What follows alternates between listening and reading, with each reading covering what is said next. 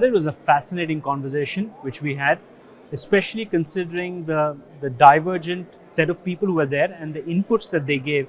I think we're very practical. And then we had Sanjeev, who's on the Prime Minister's Economic Advisory Council, actually giving some of the thinking that's going beyond the next 1-2 years to the next 20-30 years. So very, very, very good, constructive conversation, and I think good inputs to the government. So really 3 pieces of advice.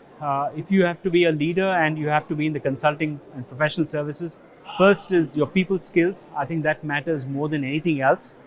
The second bit is really moving away from PowerPoint to actually execution, the ability to execute on ideas. I think that's the second bit. And third bit is really as consultants to ensure that you're master of none, you're jack of all, but master of one, and you embrace technology into everything that you do. So I think those are really 3 things that I would give to the next generation of consulting leaders.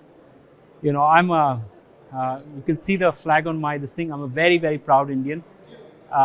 Lot has been said about many times that in India's decade, but this is really truly India's decade because of everything, whether it's a digital infrastructure, whether it's a social infrastructure. For example, for the first time, we have more girl children in higher secondary education than boys.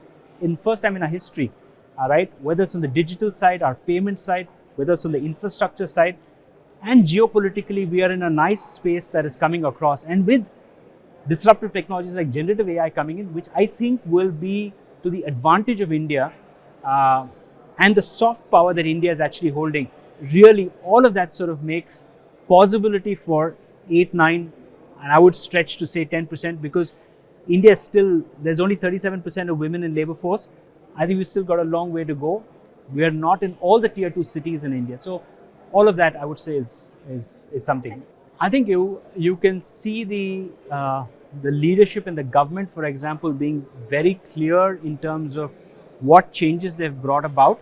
And second, like I said, India was always more like, we had the planning commission, we planned 5 years, but I see now planning more for 15, 20, 30 years ahead, which is something that is very good for the country.